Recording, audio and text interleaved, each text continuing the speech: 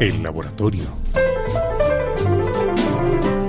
Un experimento radial de la Facultad de Ciencias Exactas y Naturales de la Universidad de Antioquia. El Laboratorio.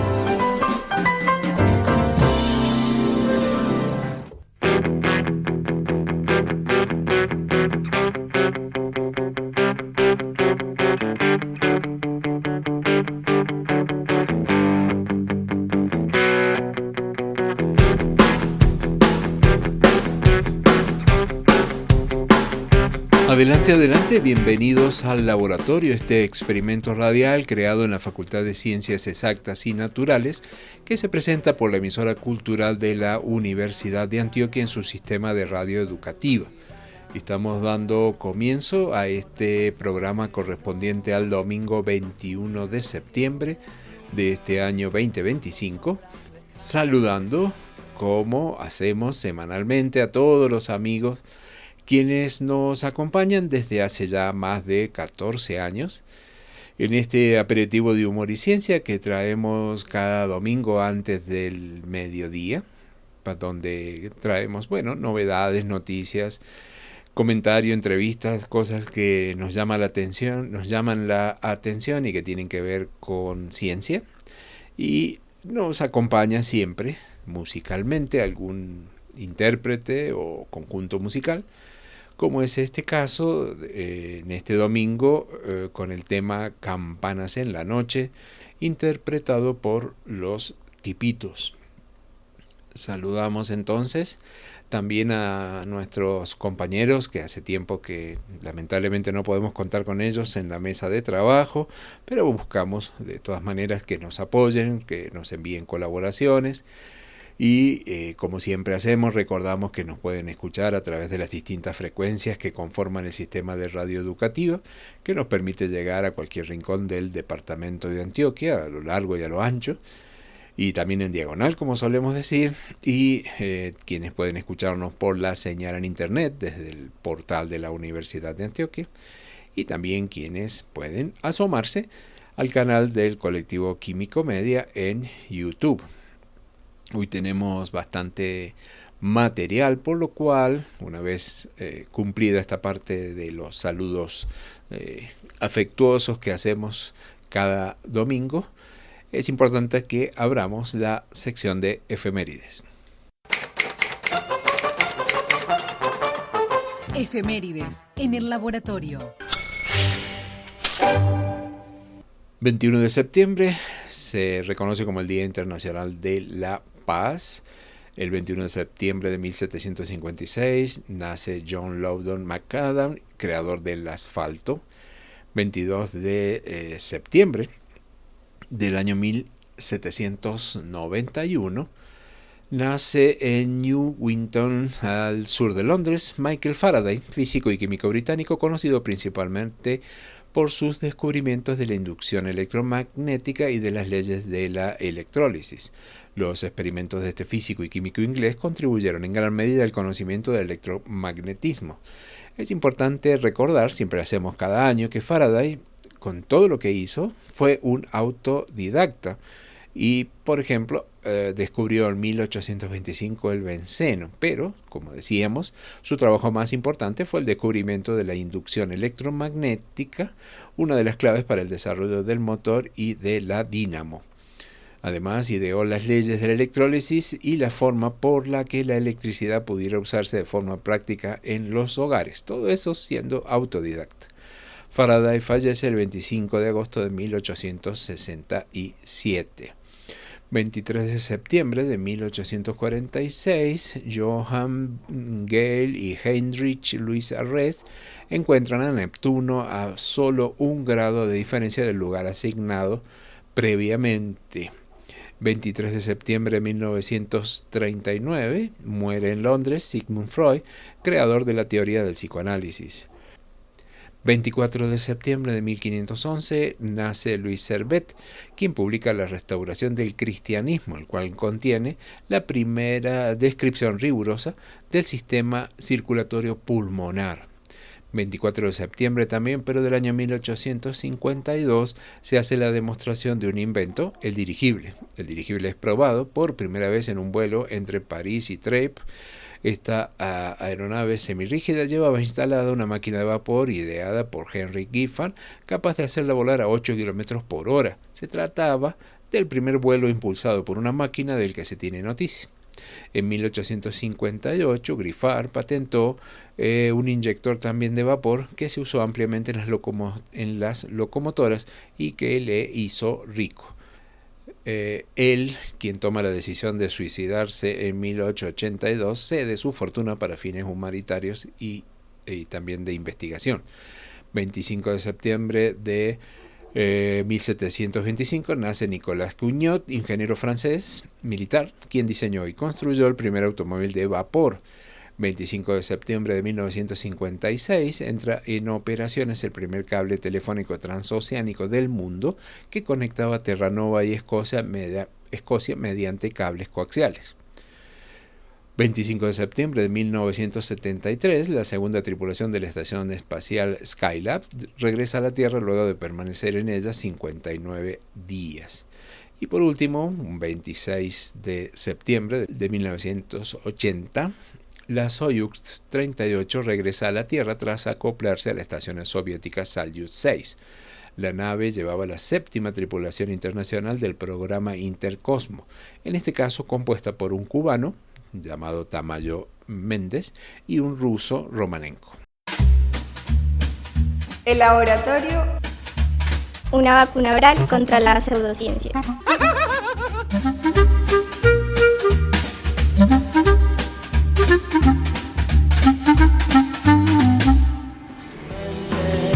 Inquieta se puebla de historias. Su cuerpo es solo memoria. Continuamos con el laboratorio y decíamos que habitualmente buscamos noticias que estén relacionadas con la ciencia, pero sobre todo que nos den curiosidad por el tipo de investigación que se propone. Y en este caso, una de las noticias que encontramos tiene que ver, está ligado a los baños de los aviones. Este tema de los baños de los aviones da para hablar mucho y en algún momento seguramente conversamos acerca de cómo es el funcionamiento de los baños, siendo que si bien todos sabemos cómo funcionan los baños, no siempre entendemos cómo puede funcionar un baño a tantos kilómetros de altura.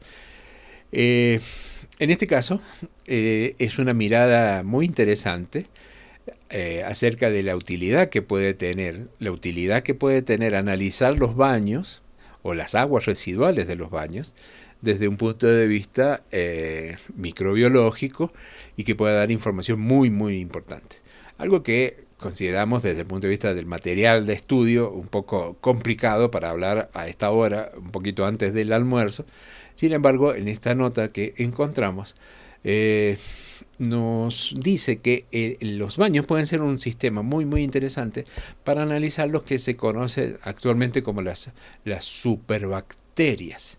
¿De qué estamos hablando? Bueno, seguramente también es otro tema de los que hemos tocado alguna vez en el laboratorio y es una problemática muy importante que tenemos como humanidad acerca de qué manera las bacterias, por ejemplo, se hacen resistentes a los materiales que se emplean para eliminarlas.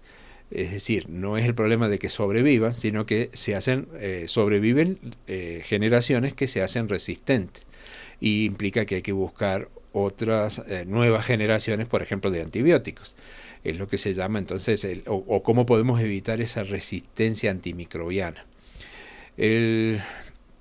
Esto es muy importante. Se menciona, por ejemplo, que esta posibilidad que tienen estos organismos de desarrollarse durante incontables generaciones hasta convertirse en superbacterias, es decir, que en este momento una superbacteria no es susceptible a los tratamientos médicos actuales.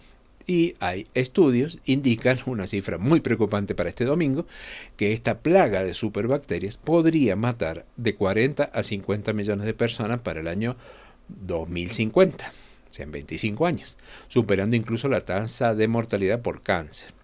Entonces, tiene que ver con esto un estudio que realizó un equipo internacional de expertos en patógenos, quien analizó las aguas residuales de 44 vuelos internacionales. Bueno, cabe aclarar aquí, aunque ya lo hemos mencionado, que cuando uno podría pensar en algún momento que por ir al baño a una altura tan grande, simplemente los materiales que se eliminan en el cielo, pero no es así, eso se recoge y regresa con el avión.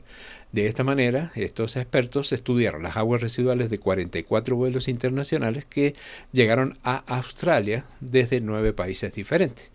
Ellos utilizaron métodos avanzados de cribado molecular para examinar las estructuras genéticas de cualquier posible superbacteria con genes de resistencia a los antibióticos. Esto fue publicado recientemente en una revista Microbiology Spectrum y encontraron muchos datos muy interesantes.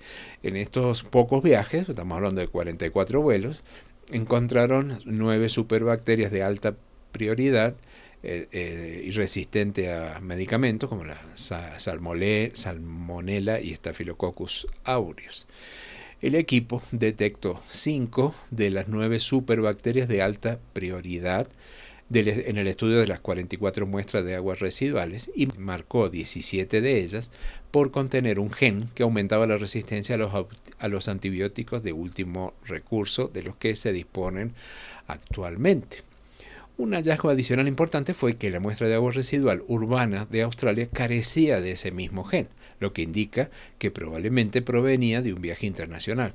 Es decir, que la presencia de genes de resistencia a los antibióticos también varió según el país de origen de cada aeronave, posiblemente debido al uso regional de antibióticos, la densidad de población, las políticas de salud pública y el saneamiento del agua, entre otros factores. Ellos también analizaron la eficacia de los desinfectantes utilizados en los inodoros de los aviones que habían muestreado y descubrieron que los ácidos nucleicos de los gérmenes se mantuvieron estables hasta 24 horas después del tratamiento, incluso en casos relacionados con productos de limpieza de alta calidad.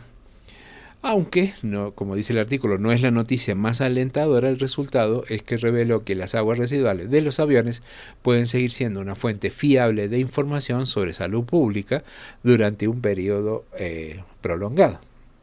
Un investigador, microbiano y coautor del estudio, expresó que esta es una prueba de concepto con potencial real.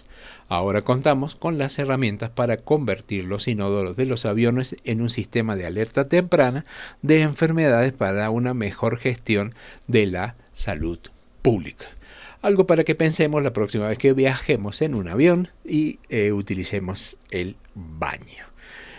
Nos quedamos pensando en esta noticia y aprovechamos ahora para escuchar la segunda parte de la entrevista que tuvimos la oportunidad de realizar al profesor Alberto Añel en la Universidad Nacional de Córdoba, en Argentina, con quien conversamos de temas relacionados con los desafíos actuales que tenemos en el campo de la comunicación de la ciencia, y él nos cuenta cosas muy interesantes. Con esto nos despedimos este domingo y les invitamos que continúen con la programación de la emisora cultural y con ustedes nos encontramos la semana próxima.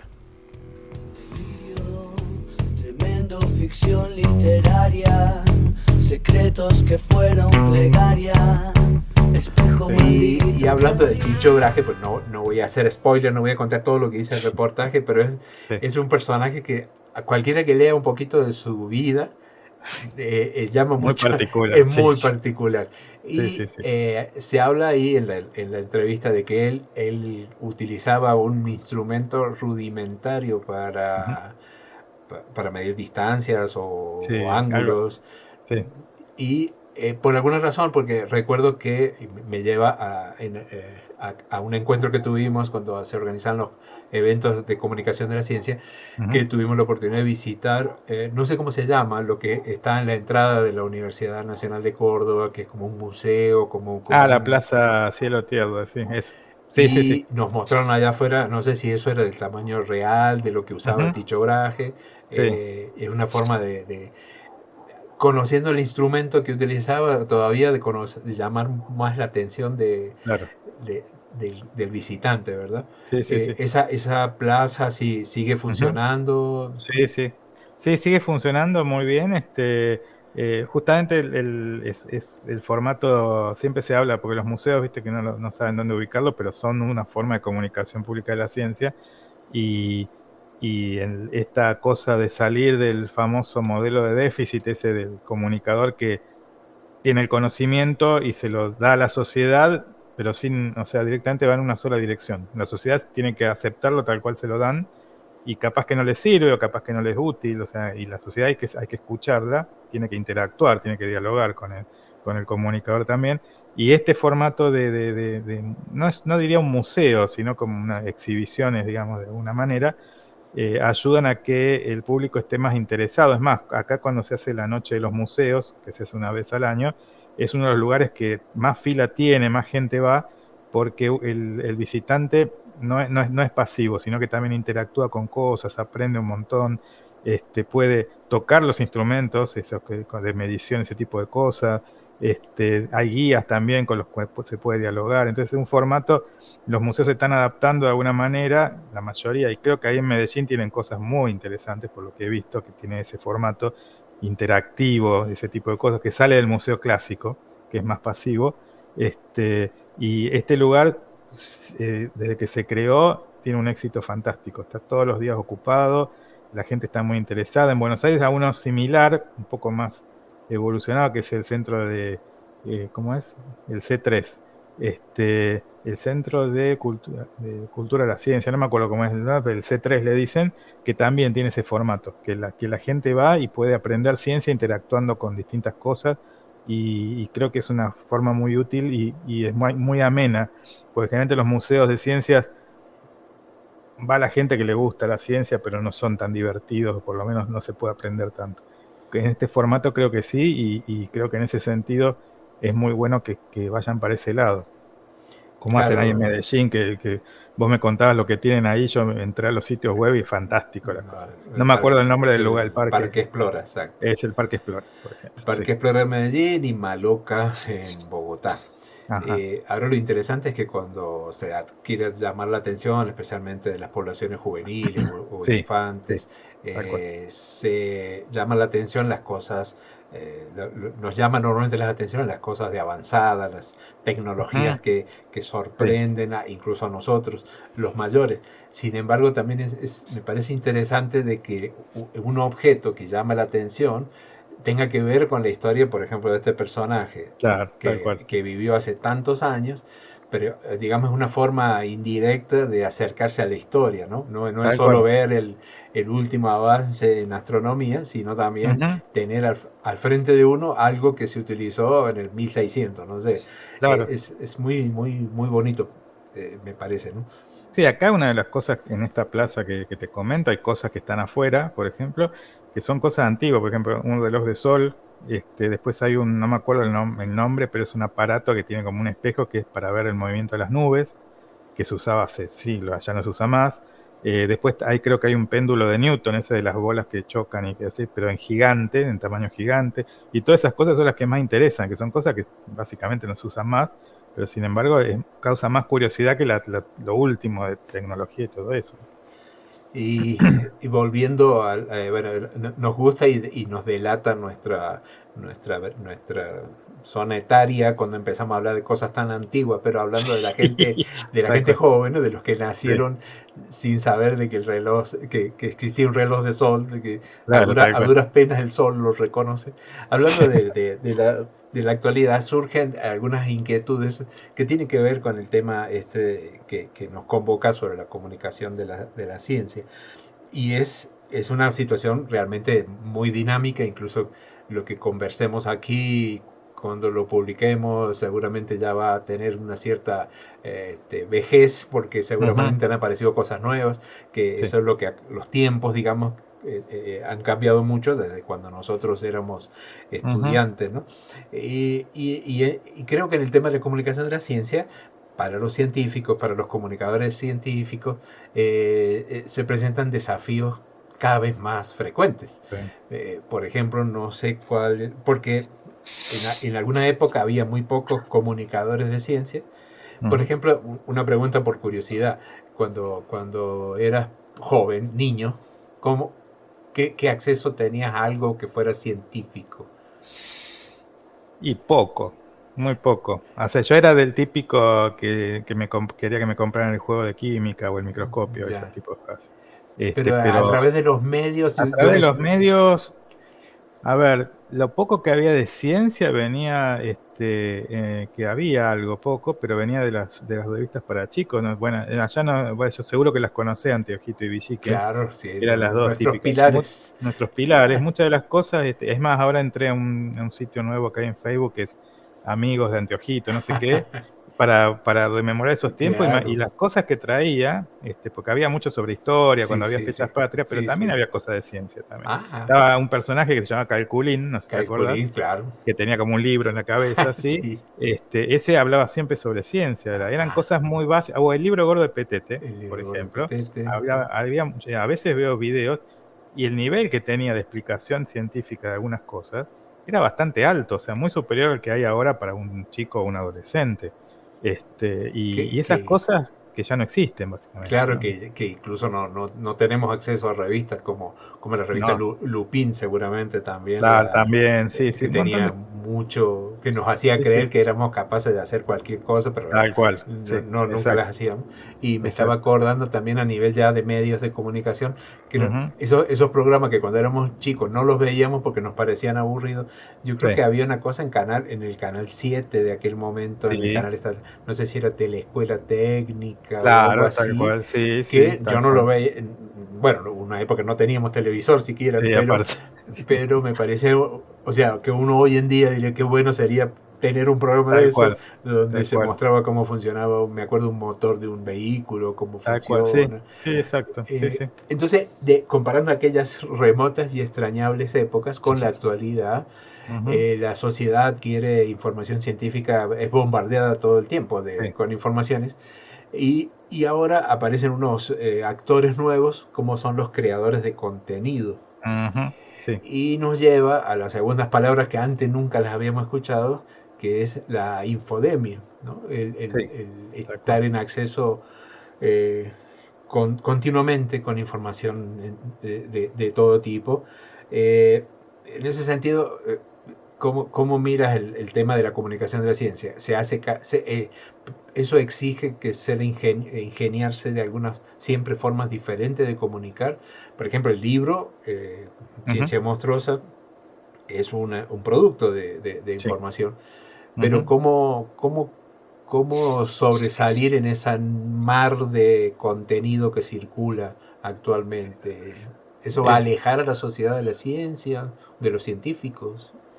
Mira, el problema, o sea, yo creo que el mejor ejemplo que tuvimos de infodemia fue la época de la pandemia, digamos, cuando más información científica válida necesitábamos, más información negativa o falsa hubo también, por el problema de la gran dispersión que hay, porque antes que teníamos, íbamos a un kiosco, nos compramos una revista, un diario, veíamos televisión, escuchamos a lo mejor algún programa de radio, todo eso, y hasta ahí llegábamos todo lo que tenés. Ahora tenés internet, tenés las redes sociales, tenés, bueno, un montón de cosas, y se suma a eso ahora la inteligencia artificial, que tiene sus cosas obviamente positivas, muy positivas, pero también tiene el problema de que eso permite generar contenidos yo te diría, a medida de lo que uno quiere contar. Y hay mucha gente que da información, sobre todo en redes sociales, falsa, apoyada ahora por cosas por imagen, por ejemplo, por poner un ejemplo tonto, pero decir,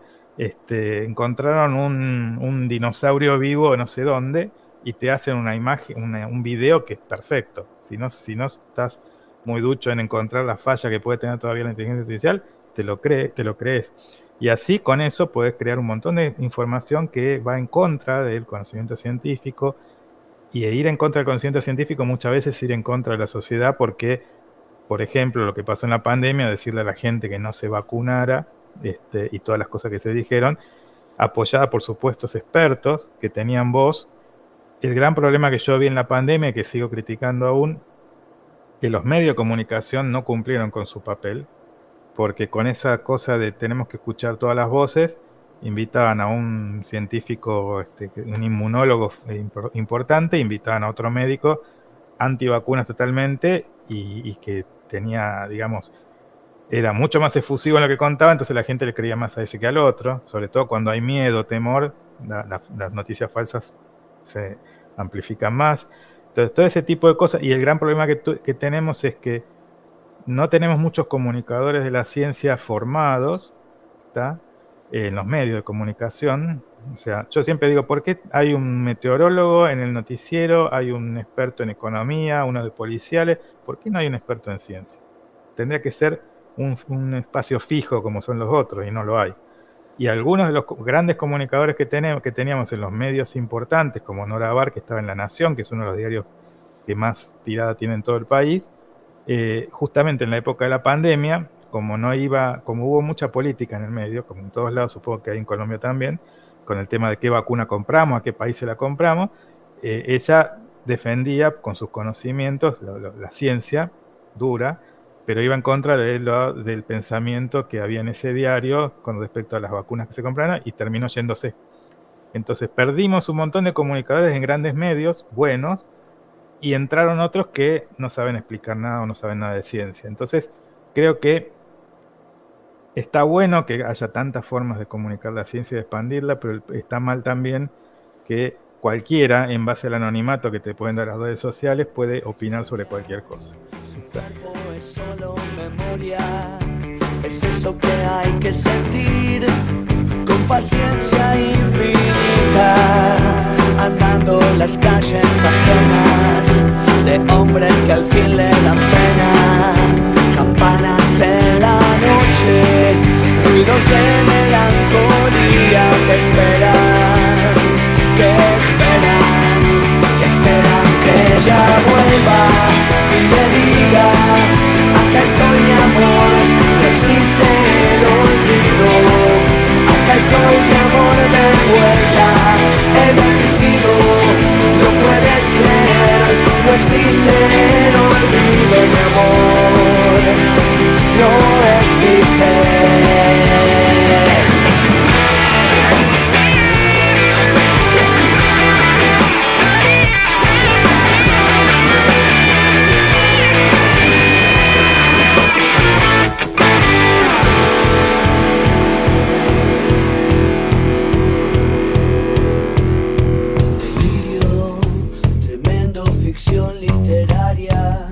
Secretos que fueron plegaria, espejo maldito que al fin duplicó toda su vida, andando en las calles ajenas de hombres que al fin le dan pena, campanas en la noche, ruidos de melancolía que esperan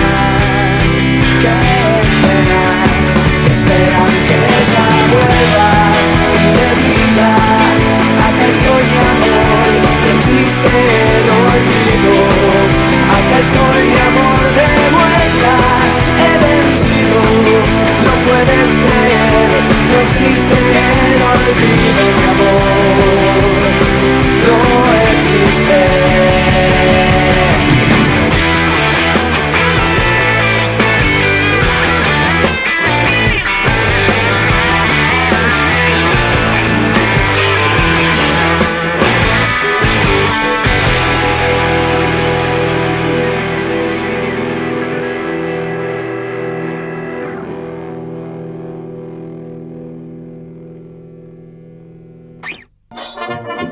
El Laboratorio, un aperitivo de ciencia y humor en la mañana del domingo por la emisora cultural Universidad de Antioquia.